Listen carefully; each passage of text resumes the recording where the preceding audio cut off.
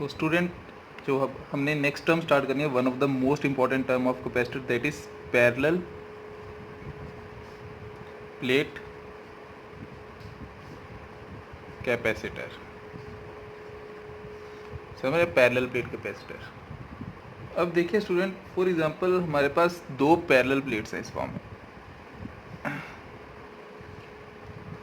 अब स्टूडेंट एक का चार्ज मैंने मान लिया दैट इज प्लस क्यू और इसका मान लिया माइनस क्यू। ये पहले भी हम मान चुके हैं कि अगर हमने बार वाले के चार्ज की वैल्यू निकालनी हो, बार वाली प्लेट्स की, for example we have 4 plates, 1 2 3 4 4 surfaces.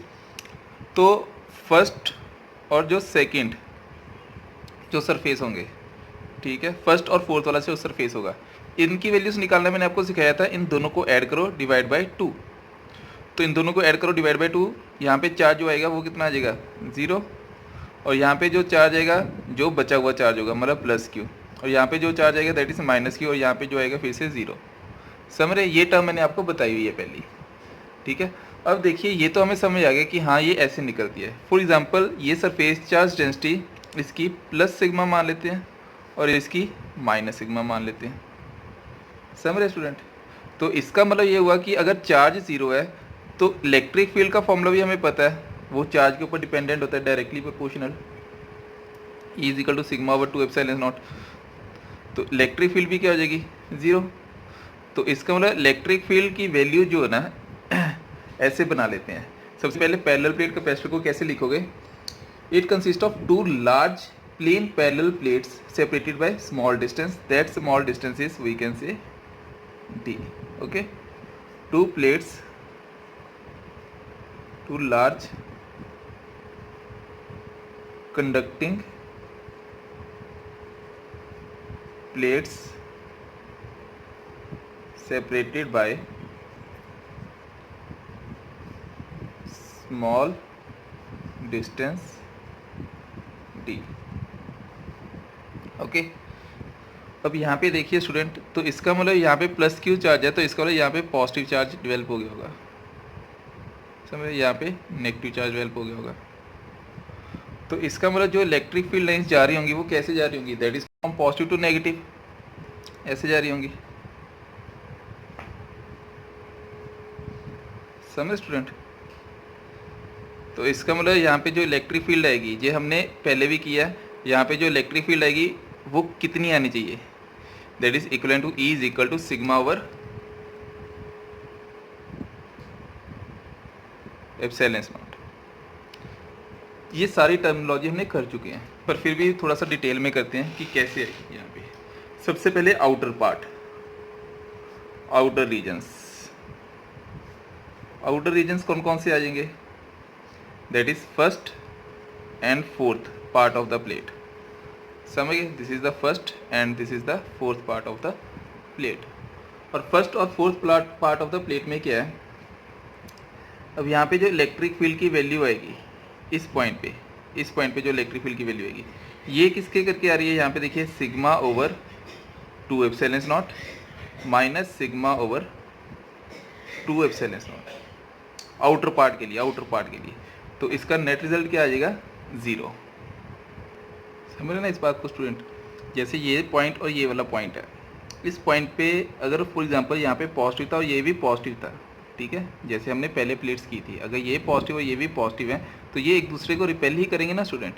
ये इस तरफ आएगा और ये इस तरफ आएगा। सिमिलरली इस पॉइंट पे इस पॉजिटिव ने क्या करना है, इस तरफ फील्ड भेजनी है और इस पॉजिटिव के करके यहाँ पे फील्ड आएगी। तो ये आउटर पोर्शन एक दूसरे को रिपेल करेंगे, तो आंसर 0 आएगा। तो पर आप वैसे ट्रिक याद रखना जो मैंने बताया कि Q 0 तो E भी 0 आ जाएगा स्टूडेंट। समझ गए। अब देखिए हमने ये टर्म की थी पहले, अगर ये प्लेट है, इस पर ऐसे पॉजिटिव चार्ज है, फॉर एग्जांपल ऐसे पॉजिटिव चार्ज है, सिर्फ एक प्लेट थी, ठीक है। तो हमने सिंगल प्लेट वाला एक कंसेप्ट किया था, इस पे जो इलेक्ट्रिक फील्ड की वैल्यू आई थी that is equal to sigma over 2 epsilon naught आई थी, याद है स्टूडेंट। तो ये भी वैसे ही है, एक प्लेट पे सिग्मा ओवर 2 एप्सिलॉन नॉट, और ये नेगेटिव है। अब ये नेगेटिव है और ये पॉजिटिव है। लॉजिकली देखिए, ये पॉइंट पे अगर मैं यहाँ पे कोई टेस्ट चार्ज रख दूँ, यहाँ पे मैंने एक टेस्ट चार्ज रख दिया Q0, ठीक है। अब इस टेस्ट चार्ज ने इनर प्लेट्स के करके, इनर रीजन के करके, ये पॉजिटिव ने क्या करना है, यहाँ पे आउटवर्ड भेजना है, ऐसे इस चार्ज को फोर्स जो देनी है वो इस तरफ भेजनी है। और ये नेगेटिव ने क्या करना है, नेगेटिव भी तो अपनी तरफ ही देगा, मतलब दोनों की डायरेक्शन सेम आएगी स्टूडेंट। अगर दोनों की डायरेक्शन सेम आएगी और इनकी चार्ज इलेक्ट्रिक फील्ड की वैल्यू क्या होती है, sigma over 2 epsilon not, sigma over 2 epsilon not, तो दोनों को ऐड करोगे तो कितना आएगा, that is sigma over epsilon not. इसको ऐसे लिख सकते हैं, for inner region between the two plates of the capacitors, जो इलेक्ट्रिक फील्ड की वैल्यू आएगी वो क्या आएगी स्टूडेंट, यहाँ पे इस पॉइंट के करके यहाँ पे एक हमने टेस्ट चार्ज रखा, इस टेस्ट चार्ज Q नॉट को इस पॉजिटिव चार्ज ने इस तरफ फील्ड देनी है और नेगेटिव चार्ज ने भी इसी तरफ फील्ड देनी है, तो दोनों के करके यहाँ पे जो आएगा दैट इज E पॉजिटिव के करके प्लस E नेगेटिव के करके, क्योंकि दोनों की डायरेक्शन सेम है तो हम डायरेक्टली ऐड करेंगे इनको। तो इसकी चार्ज डेंसिटी का formula sigma over 2 epsilon not plus sigma over 2 epsilon not, और ये मैग्नीट्यूड में लेते हैं, समझ रहे, क्योंकि डायरेक्शन सेम है। तो इसका मतलब ये हुआ student sigma over 2 epsilon not, sigma over 2 epsilon not, तो ये आ जाएगा sigma over epsilon not. Clear है स्टूडेंट? तो ये बड़ा ही इजी लग रहा होगा अब आपको, क्योंकि ये आपने पहले किया हुआ सारा का सारा, यहाँ तक समझ ना, यहाँ तक आपने किया हुआ है। अब देखिए इसके बाद देखिए, अब हमें पता है V और E का रिलेशन, V जो है that is equal to E into its separation, electric field को सेपरेशन के साथ मल्टीप्लाई कर देते हैं, और सेपरेशन बिटवीन टू प्लेट्स कितनी है, दैट इज D, तो V is equal to ED, समझना स्टूडेंट, तो V इक्वल टू ED, तो इसका मतलब ये हुआ, ये बन जाएगा आपका sigma over epsilon not into D, समझ स्टूडेंट। तो ये तो आ गया हमारे पास sigma over epsilon not into D। अब हमें ये भी पता, अभी हमने निकाला C is equal to charge upon potential. Student ये स्टेप्स आपने याद रखने हैं, ये बार बार रिपीट होंगे अब इस चैप्टर में।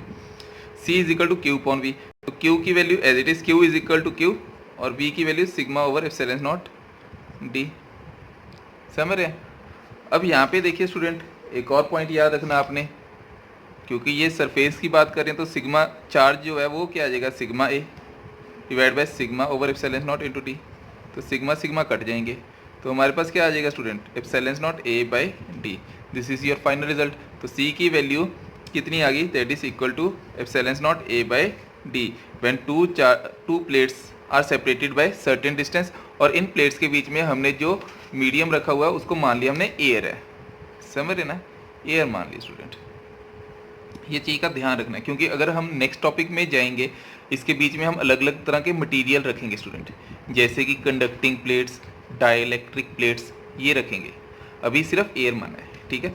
So this is very easy. फिर से देखिए आपने क्या करना है, सिर्फ दो फॉर्मूले याद रखनी है, एक तो E is equal to sigma over epsilon not होता है electric field between two plates having same charge in magnitude, तो उसकी वैल्यू आ गई sigma over epsilon not. Potential का फॉर्मूला ED, तो E की value sigma over epsilon not into D, और हमें C का फॉर्मूला तो पता ही है, C is equal to Q upon V, क्योंकि Q इक्वल टू CV पढ़ा था हमने, याद ना, Q इक्वल टू CV, तो वहाँ से C is equal to Q upon V, तो Q अपॉन V की value sigma over epsilon not into D, तो सिग्मा सिग्मा कट जाएगा, तो हमारे पास आ जाएगा epsilon not A upon D।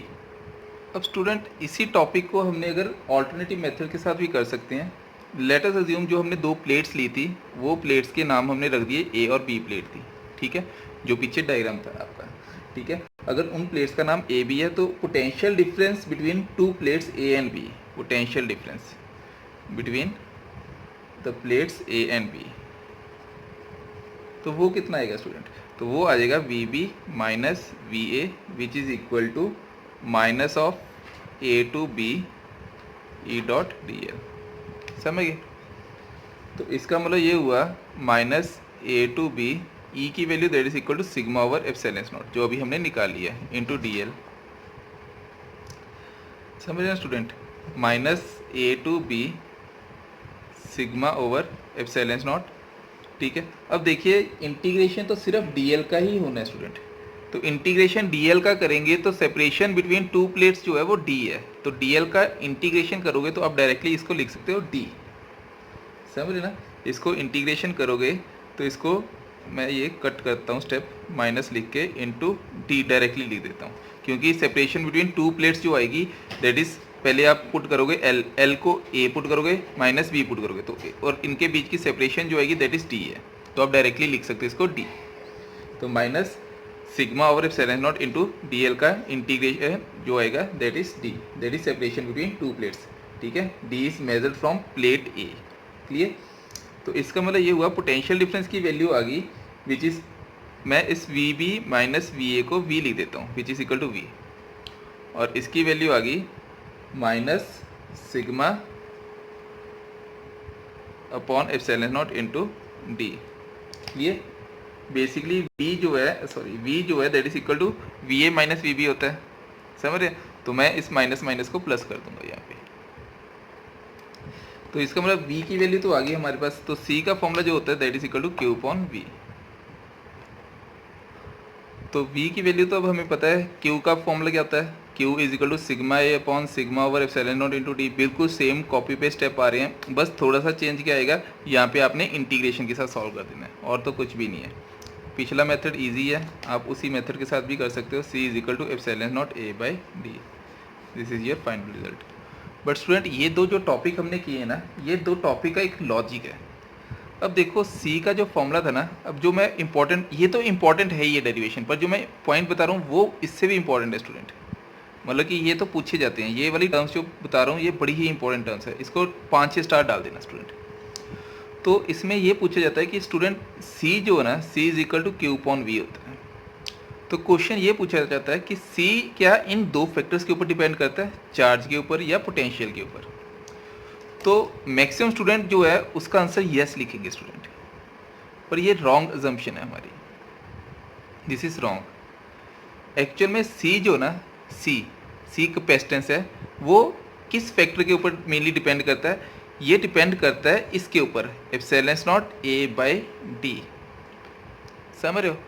यहाँ पे मतलब कि अगर C जो है बेसिकली इट डिपेंड्स अपॉन, कौन कौन से फैक्टर हैं, depends upon area of cross section between the plates. ठीक है, अगर हम एरिया को इंक्रीज करेंगे तो कैपेसिटेंस की वैल्यू भी इंक्रीज करेगी स्टूडेंट, कैपेसिटेंस की वैल्यू भी इंक्रीज करेगी। अगर हम separation between the plates decrease करेंगे तो कैपेसिटेंस की वैल्यू भी इंक्रीज करेगी उस केस में। समझ रहे हैं? इसके ऊपर नहीं है।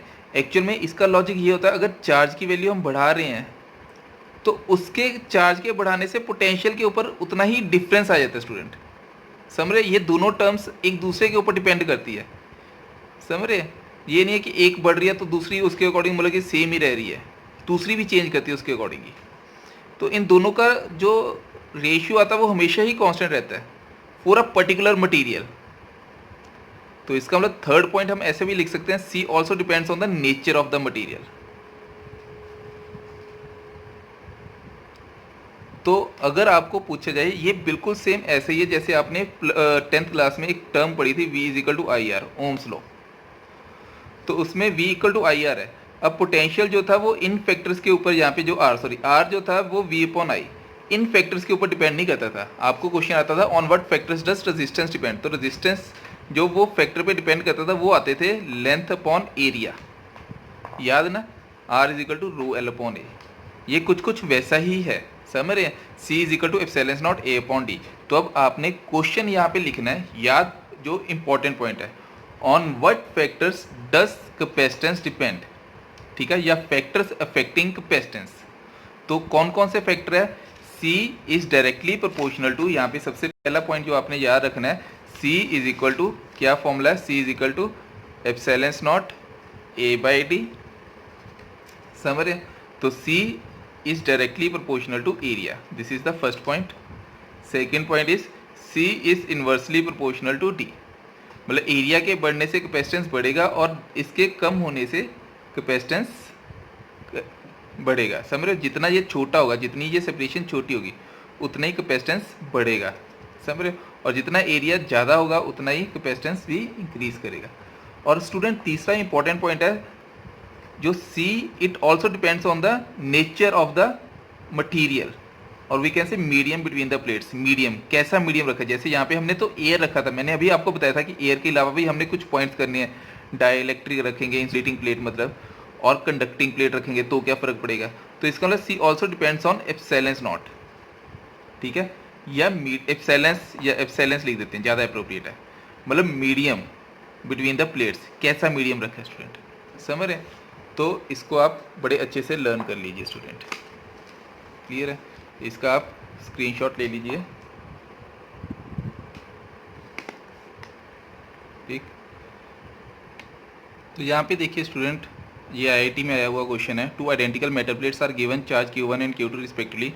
यहाँ पे Q2 that is less than Q1 है। If they are now brought together to form a parallel plate capacitor with capacitance C, what would be the potential difference between the plates. बड़ा ही सिंपल सा question पूछा गया था, ठीक है। इसमें देखिए सबसे पहले इसका डायग्राम, यहाँ पे देखिए ये 2 प्लेट्स लिए हमने, ठीक है स्टूडेंट। इसका चार्ज Q1 और इसका चार्ज Q2। हम तो विद इन द प्लेट्स की ही बात करेंगे, ठीक है।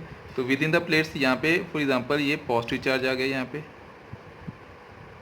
और ये भी क्योंकि हमें बताया गया कि कुछ भी नेचर, क्योंकि पॉजिटिव में ही दिखाया गया है, नेगेटिव साइन दिख नहीं रहा तो हमने पॉजिटिव मान लिया।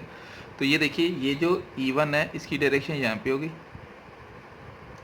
और E2 की डायरेक्शन यहाँ पे होगी। समझ रहे हो, फर्स्ट वाले चार्ज के करके जो इलेक्ट्रिक फील्ड होगी वो इस डायरेक्शन में जा रही होगी, सेकंड वाले चार्ज के करके जो इलेक्ट्रिक फील्ड मिल रही होगी वो इस तरफ जा रही होगी। क्लियर है। तो इसको मान लिया हमने E2 और इसको मान लिया हमने E1। समझ रहे हैं। और ये आ जाएगी हमारी electric field E। Clear, with in the plates. अब यहाँ पे क्वेश्चन में गिवन है। अब सबसे पहले देखिए इसका सोल्यूशन देखिए कि C का फॉर्मूला जो होता है that is equal to epsilon not A/D होता है, ठीक है। ये तो हमें पता ही है। अब since Q1 is greater than Q2 है, ये गिवन है कंडीशन। अगर Q1 ग्रेटर देन Q2 है तो इसका मतलब E equal to E1 minus E2 होगा स्टूडेंट। समझ रहे हैं क्यों? क्योंकि E1 बड़ा होगा E2 से, क्योंकि Q1 चार्ज बड़ा है, जिसका चार्ज बड़ा है उसकी इलेक्ट्रिक फील्ड भी बड़ी। तो E1 का फॉर्मूला क्या आएगा, क्योंकि इसकी सरफेस चार्ज डेंसिटी Q1 है तो सरफेस चार्ज डेंसिटी सिग्मा 1 मान लेते हैं अपॉन 2 एप्सिलॉन नॉट, ये फॉर्मूला हमने पढ़ा हुआ है, minus sigma 2 upon 2 epsilon not. समझ रहे। अगर हमने इसको इन टर्म्स ऑफ चार्ज की फॉर्म में लिखना होता तो इसको कैसे लिखते, sigma is equal to Q1 divide by A मतलब 2 epsilon not A minus Q2 upon 2 epsilon not A। समझ गए। तो यहाँ पे जो कॉमन आ रहा है वो क्या है, 1/2 एप्सिलॉन नॉट A कॉमन आ रहा है। अगर ये कॉमन आ रहा है तो इसका मतलब अंदर क्या बचा, Q1 माइनस Q2 बचा। समझ गए। तो अब V का फॉर्मूला क्या होता है, देखिए स्टूडेंट स्टेप वही चल रहे हैं जो हमने पहले किए हैं। V is equal to ED। समझ गए। और E की वैल्यू क्या है, that is 2 epsilon not A into Q1 minus Q2 into D। समझ गए। अब यहाँ पे देखिए, अब हमने अगर इसके बाद C की वैल्यू निकालनी है, इन टर्म्स ऑफ C निकालना होता है तो कैसे करते हैं। तो हमें यहाँ पे आता हुआ दिख रहा है epsilon not A divide by D। समझ रहे ना। अगर मैं इसको कंबाइन डिवाइड, ये देखो पूरे का पूरा डिवाइड हो रहा है, 2 एप्सिलॉन नॉट A है। समझ रहे हैं। तो ये जो टर्म आ रही है, ये जो टर्म आ रही है ये क्या होती है, यही तो C है जो हमने ऊपर लिखा है एप्सिलॉन नॉट A/D। तो इसका मतलब V को हमने लिखना हो तो V को हम ऐसे लिख सकते हैं, V is equal to Q1 minus Q2 divide by 2 into C, क्योंकि 1 अपॉन में है, एप्सिलॉन नॉट A/D मतलब नीचे आएगा C। समझ रहे। ऐसे लग रहा होगा कि ऊपर है, कि नीचे। समझ रहे। This is the value of potential in terms of C। तो ये आईआईटी में पूछा था, कितना प्यारा सा क्वेश्चन है।